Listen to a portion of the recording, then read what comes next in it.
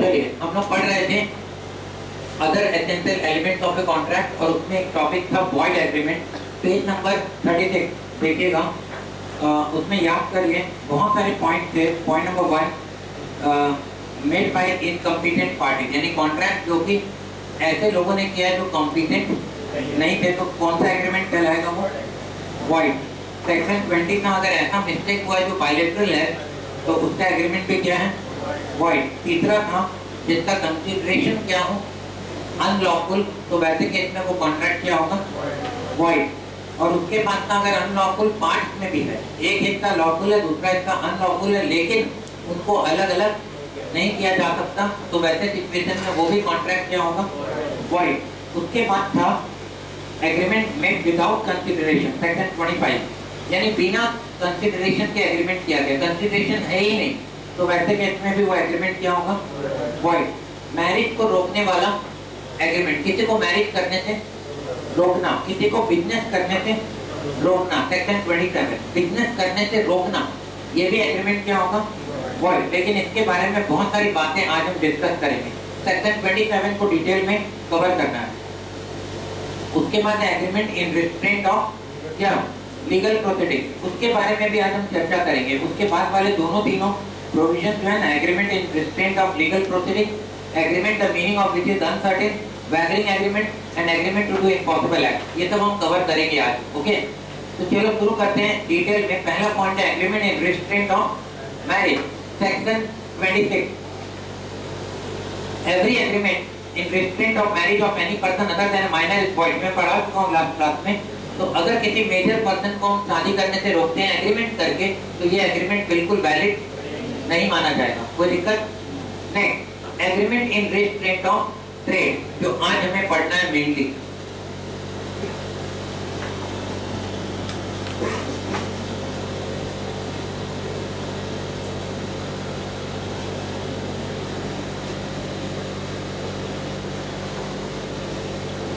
और ये है सेक्शन क्या? 27। चलिए शुरू करेंगे आज का topic. An agreement by which any person is restrained from exercising a lawful profession, trade or business of any kind. अगर किसी पर्सन को कोई लॉफुल बिजनेस करने से रोका जाए, किसी लॉफुल प्रोफेशन को करने से रोका जाए, या किसी भी तरह का ट्रेड एक्टिविटी करने से रोका जाए, तो वैसा एग्रीमेंट क्या होगा? वॉइड माना जाएगा। तो लिख रहा है टू दैट एक्सटेंट वॉइड। लेकिन इस रूल के कुछ एक्सेप्शन हैं, और ये जो एक्सेप्शन है इनको हम दो हिस्सों में बांटते हैं। पहला है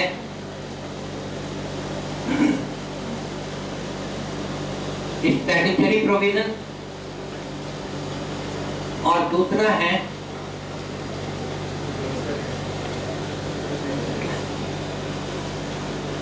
जुडिशियल इंटरप्रिटेशन। मतलब एग्रीमेंट करके हम किसी को बिजनेस करने से रोक भी सकते हैं, उसके कुछ एक्सेप्शनल केसेस हैं, वो लॉ में बताए गए, लॉ में यानी कॉन्ट्रैक्ट एक्ट में या किसी और एक्ट में। और दूसरा कोर्ट के जजमेंट के बेसिस पर भी कुछ केसेस में रोका जा सकता है। तो देखो पहला यहाँ पर exception to this rule, where a person sell the goodwill of a business and agrees with the buyer to refrain from carrying on a similar business within a specified local limit, so long as the buyer or his successor in interest carry on a like business therein, such agreement is valid. अगर किसी person ने अपना goodwill बेचा है, तो सामने वाला buyer उसे रोक सकता है कि तुम अब ये काम नहीं करोगे, नहीं तो उसको गुडविल खरीदने का कोई फायदा होगा नहीं। मैं एग्जांपल देता हूँ, 56 भोग वाले की पूरी मिठाई की दुकान आपने उसको गुडविल के साथ खरीद ली, सपोज 12 करोड़ रुपए, एक एग्जांपल। तो आपने सिर्फ उसे टेंजिबल प्रॉपर्टी के लिए नहीं दिया पेमेंट, आपने उसके साथ साथ उसे इनटेंजिबल एसेट के लिए भी दिया, मतलब उसके गुडविल के लिए, उसके नाम के लिए। अगर वो आपको अपना नाम का बिजनेस बेच दे 56 को, और वहां पर क्या करे, अगल बगल में 10 मीटर आगे बिष्टुपुर में कहीं और अपना एक दूसरा दुकान लगा ले, वही आदमी नाम बदल देगा, 56 भोग की बजाय होगा 36 भोग, राइट। तो वैसे सिचुएशन में लोगों को शुरुआत में तो पता नहीं चलेगा, लेकिन धीरे धीरे सबको पता चल जाएगा कि तो वही मालिक है। तो वैसे केस में फिर कोई भी 56 रोड में जा करके मिठाई खरीदना चाहेगा नहीं, उसको तो गुडविल का फायदा ही नहीं मिलेगा। बोलो, तो उस केस में सेलर ऑफ बिजनेस को रोका जा सकता है क्लॉज डालकर कि अगर आप अपना गुडविल मुझे दे रहे हो तो आप इतने लोकल लिमिट के दायरे में, सपोज अगले 100 किलोमीटर में आप कोई भी मिठाई से रिलेटेड स्वीट शॉप नहीं खोलोगे, आप नहीं खोल सकते, ना ही आपके फैमिली मेंबर। तब तो मैं आपको 12 करोड़ दूंगा, नहीं तो मैं नहीं दूंगा। अगर ऐसा एग्रीमेंट वो करता है तो ये क्या एग्रीमेंट है? वैलिड है, इसमें कोई गलत बात नहीं है। आगे देखो अगला point, goodwill is the advantage enjoyed by a business on account of public patronage. Patronage मतलब support given by the seller of business, मतलब ये पब्लिक सपोर्ट है एक तरह से जो कि सेलर ऑफ बिजनेस दे रहा है, सेलर प्रोवाइड कर रहा है। क्या? फिर से रिपीट कर रहा हूँ, गुडविल एक एडवांटेज है एंजॉयड बाय ए बिजनेस, जो एंजॉय करता है बिजनेस, और उसमें कौन सपोर्ट देगा आपको? Seller of business. Seller of business उसमें क्या देगा? सपोर्ट, तभी उसको गुडविल कहेंगे। कौन सपोर्ट करेगा? सेलर। किसको? बायर को। And encouragement from habitual customer, और हैबिचुअल कस्टमर जो होते हैं ना वो इंकरेज करते हैं। जैसे आप जाते हैं फॉर एग्जांपल मद्रासी का डोसा खाने, तो आपको अच्छा लगता है ना, पसंद है, टेस्ट पसंद है, तो आप बार बार जाते हैं और दूसरों को भी रिकमेंड करते हैं। जब बात होती है तो बोलते हैं मुझे तो यहाँ का डोसा सबसे ज्यादा अच्छा लगता है, राइट? तो इसी से तो गुडविल क्रिएट होता है। बोलो, सेटिस्फाइड कस्टमर ही तो गुडविल क्रिएट करेगा ना। अगला point, the local limit within which the seller of the goodwill agrees not to carry on similar business must be reasonable. तो अगर बायर जो है वो रोक रहा है उसे कि आप लोकल लिमिट के अंदर ये बिजनेस नहीं करोगे, तो ये डिमांड क्या है? रीजनेबल है, ऐसा यहाँ पर लिखा हुआ फर्स्ट पॉइंट है। तो स्टैट्यूटरी प्रोविजंस में पहला पॉइंट आएगा, ये ऐसे करो, फर्स्ट पॉइंट आएगा क्या? सेल ऑफ गुडविल, मतलब एक्सेप्शन है जिसमें हम बिजनेस करने से सेलर को रोक सकते हैं। कौन? सेलर जिसने गुडविल बेचा। Clear? Second point, under section 36 of Indian partnership act 1932। अब ये किसी और एक्ट के बारे में बोल रहा है। क्या बोल रहा है? इंडियन पार्टनरशिप एक्ट 1932, और उसका कौन सा सेक्शन है? सेक्शन 36। क्या कहता है? चलो पढ़ते हैं। If an outgoing partner makes an agreement with the continuing partner, outgoing partner एक एग्रीमेंट करता है कंटिन्यूइंग पार्टनर के साथ कि वो कैरी नहीं करेगा similar business to that of the firm within specified period और within specified local limit.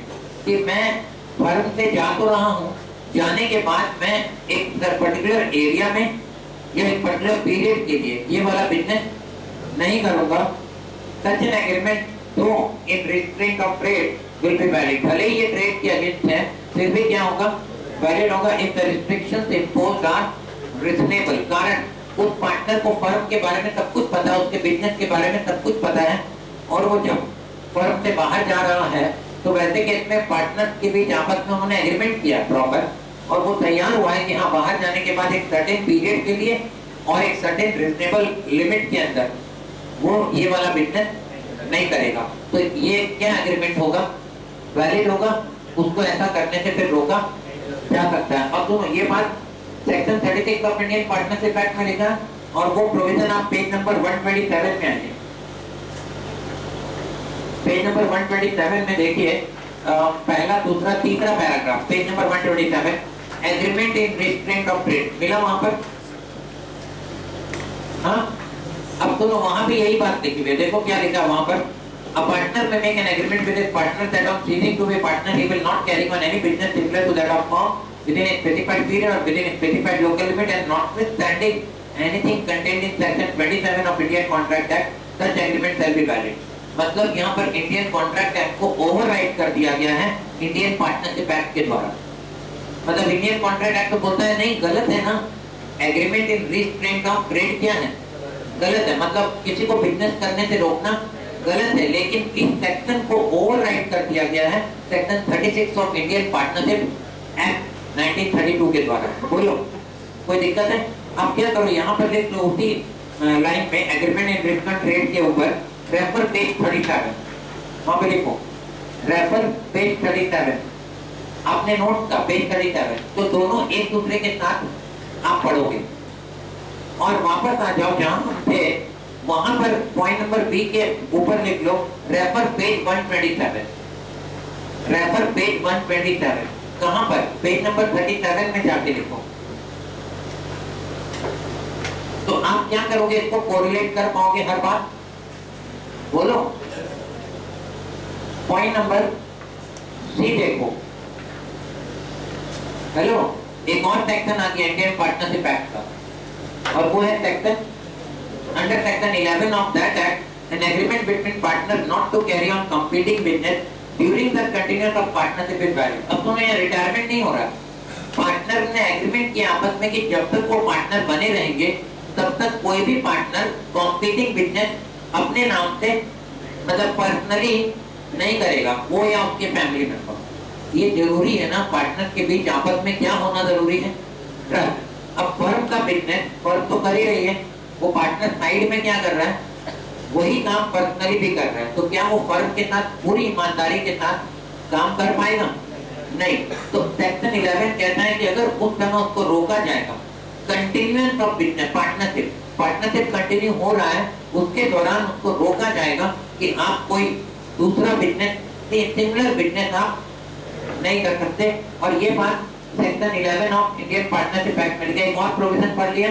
अब वहां लिखो रेफर पेज नंबर 140, सेक्शन 11 कहां मिलेगा आपको? पेज नंबर 140 लिखो वहां पर, और अब पेज नंबर 114 में आओ,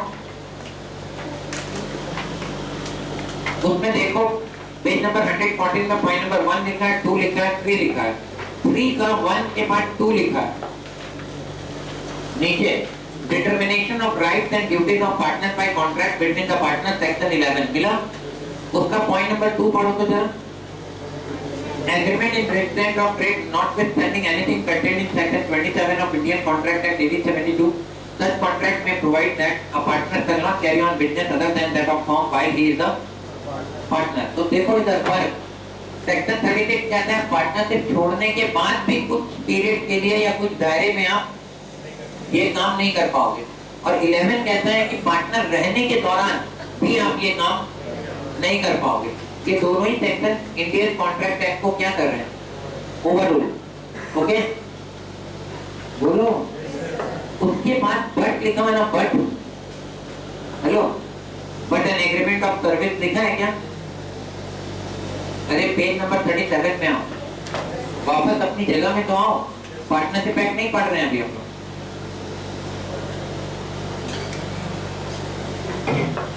पेज नंबर 37 में but an agreement of service लिखा है क्या?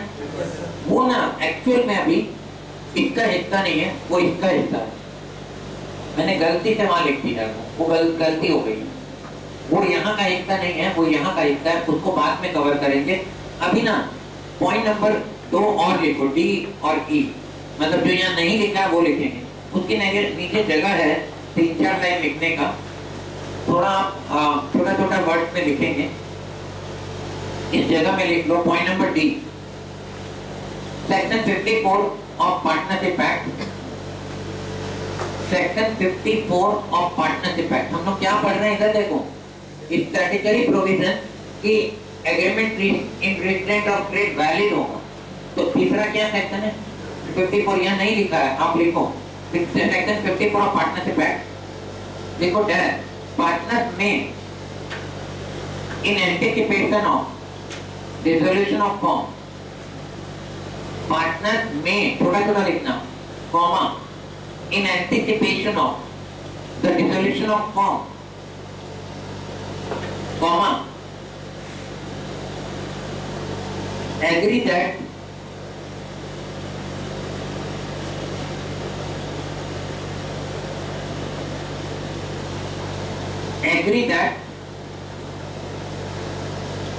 all or some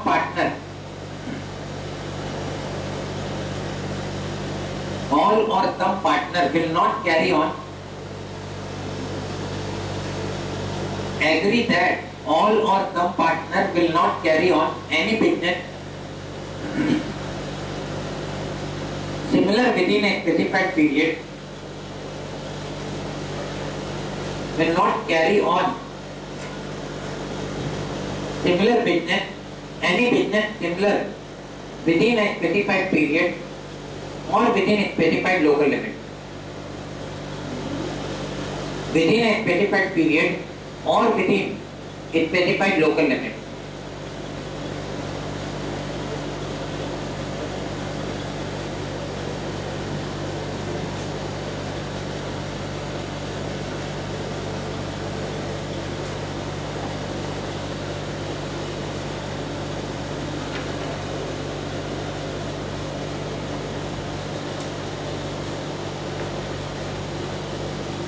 देख लिया क्या? मतलब देखो एक तीसरा सेक्शन क्या कह रहा है, अभी मैंने जो लिखवाया वो ये कह रहा है कि अगर पार्टनर्स में से किसी को भी ये डाउट हो जाए कि आने वाले समय में फर्म बंद होने वाला है, डिसॉल्व होने वाला है, तो वो लोग आपस में मिलकर ये तय कर सकते हैं कि सारे या कुछ पार्टनर आगे जाकर इस फर्म के जैसा कोई भी बिजनेस नहीं करें। In anticipation of dissolution of firm partners आपस में एग्रीमेंट कर सकते हैं। और अब लिखो अगला point E, section 55 of partnership act. Section 55 of partnership act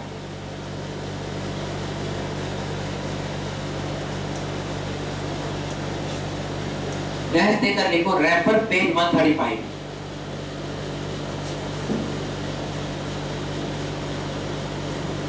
section 55 of partnership act और उसमें क्या लिखा है वो आप पेज नंबर 135 में पढ़िए और वो मिलेगा आपको सबसे लास्ट टू लास्ट पैराग्राफ में। Agreement in restraint of trade मिलो,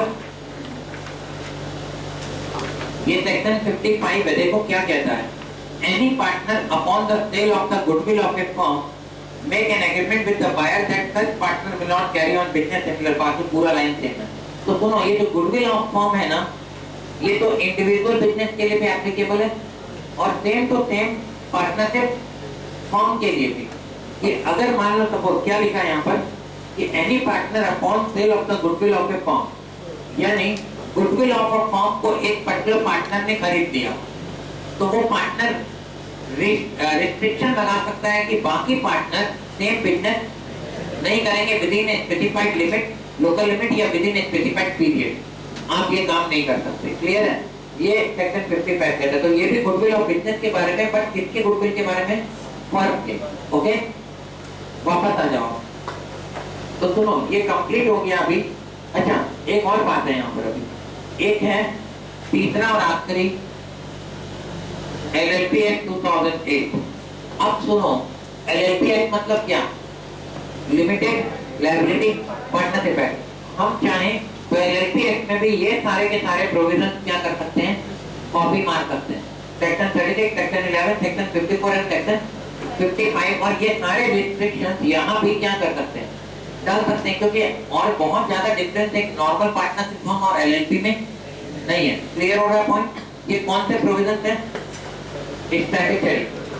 तो आई होप पिक्चर क्लियर है अभी। अगला है क्या? Judicial pronouncement. अब इसमें क्या क्या पॉइंट आता है? सबसे पहला है trade combination,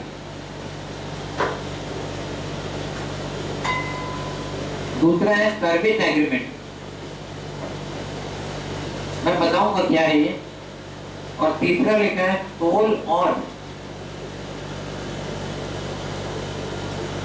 exclusive dealing agreement.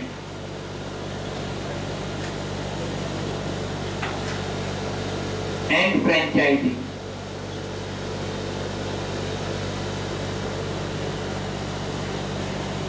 चलो पढ़ते हैं।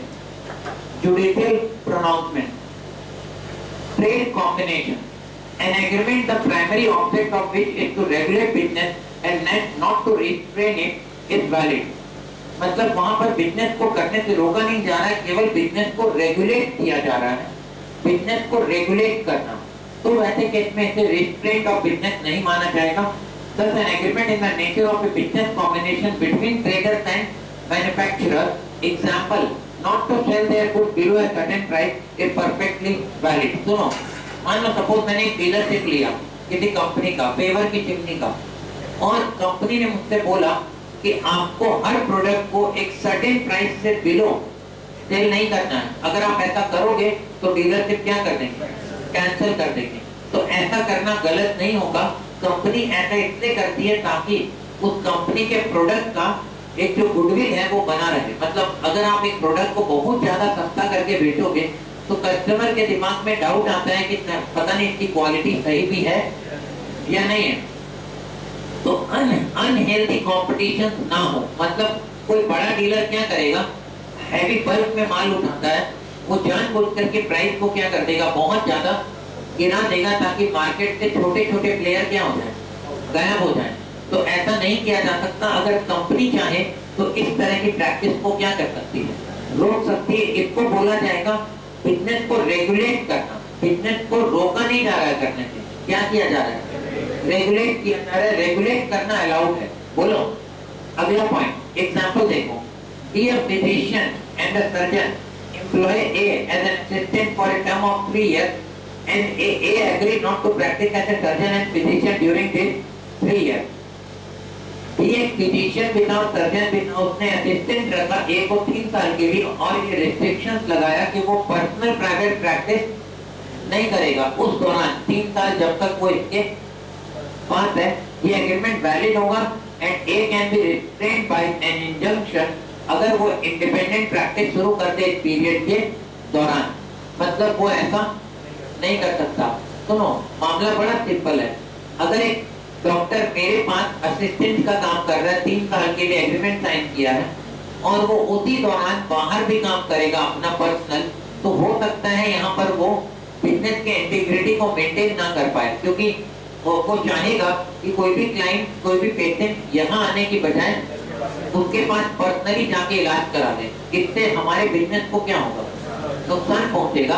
तो या तो वो यहाँ ना रहे, छोड़ दे, और जब तक वो यहाँ है तब तक वो प्राइवेट प्रैक्टिस ना करे। इसको business in restraint of trade हम नहीं मानेंगे। मतलब ये अलाउड है, ये लीगल है। Okay, example 2, an agreement by a manufacturer to sell during a certain period in entire production to a wholesale merchant is not in restraint of trade. एक manufacturer था, उसने बोला कि मेरा जितना भी माल बनेगा मैं केवल एक होलसेल बिजनेस वाले को दूंगा, होलसेल बिजनेस करने इंडिया में तो फिर वो सबको डिस्ट्रीब्यूट करेगा। कंपनी को हेडेक लेना नहीं चाहती है। मतलब कंपनी चाहती है कि वो सीधा केवल प्रोडक्शन में फोकस करे, मैन्युफैक्चरिंग में फोकस करे, और इसी के लिए उसने एक दूसरे कंपनी को अपॉइंट किया है कि आप हमारे बिहाफ में इस गुड्स का रिटेलिंग करना। मैं आपको पूरा माल दे दूंगा, फिर आप इसको क्या करना, पैन इंडिया में रिटेल करना। तो इसको business in restraint of trade नहीं माना जाएगा। मतलब बाकी लोग ये कंप्लेन नहीं कर सकते हैं कि कंपनी हमें क्यों नहीं डायरेक्ट माल दे रही है, केवल एक आदमी को क्यों दे रही है। ऐसा कंप्लेन टेनेबल नहीं है, नहीं बोला जा सकता कि ये जेन्युइन। तो फिर से पढ़ो एग्जांपल 2।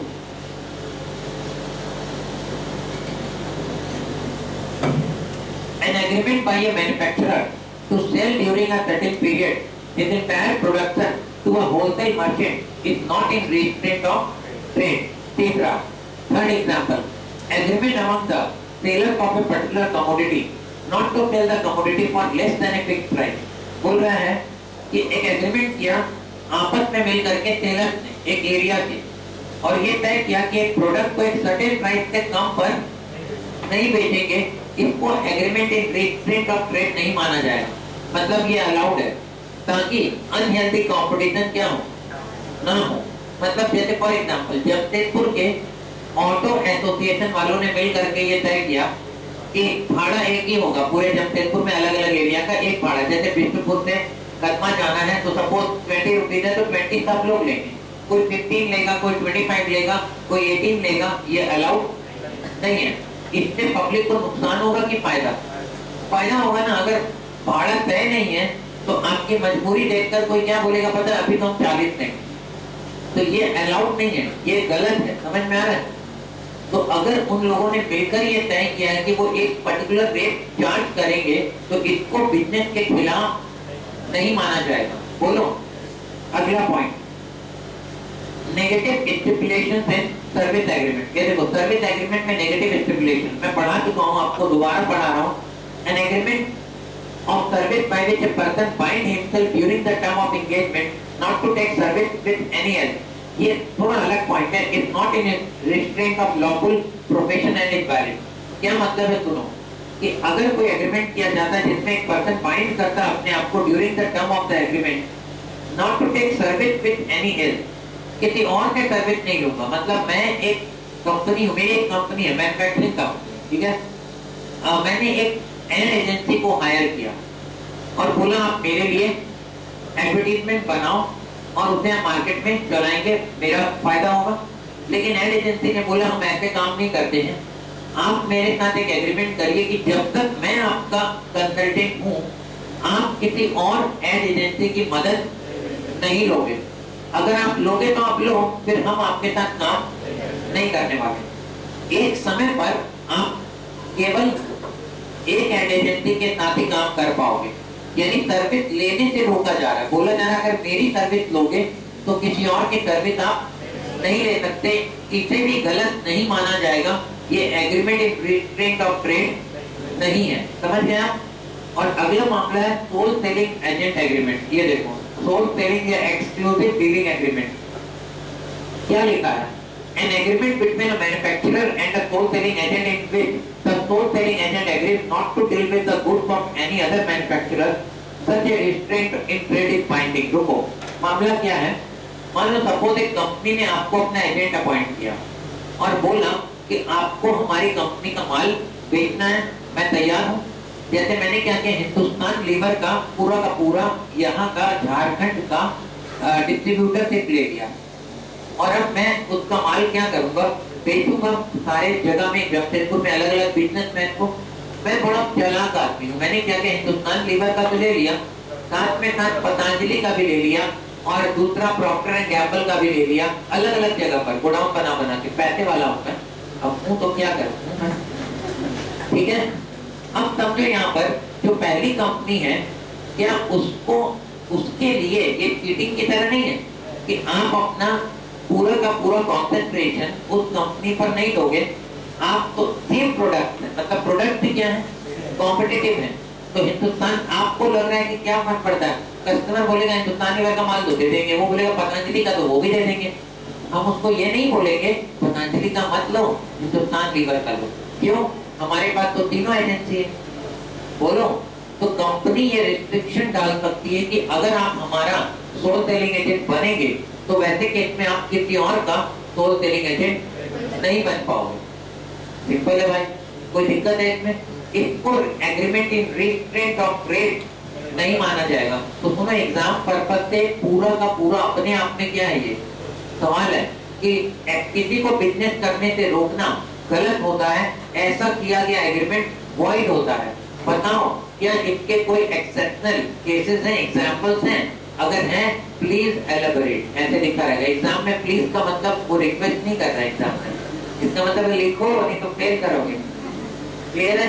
तो आपको यहाँ पर इस तरह का सवाल आ सकता है और आपको एक्सेप्शनल पॉइंट को मैंने समराइज कर दिया है, 1 2 3 1 2 3। क्लियर? और इस 2 नंबर में देखो क्या है, 1 2 3 है 4, और वही चारों यहाँ भी क्या होंगे, कॉपी होंगे। क्लियर है? तो हम लोग पढ़ रहे हैं, टॉपिक का नाम है वॉइड एग्रीमेंट। तो ये सारे केसेस में जो एग्रीमेंट किए जाएंगे ये वॉइड नहीं होंगे। बोलो, मजा आ रहा है कि नहीं आ रहा? ठीक है, मजा कर। अगला topic section 28, agreement in restraint of legal proceeding. ये अगला है, ये देखो मैं इधर नीचे ले आता हूं, एग्रीमेंट इन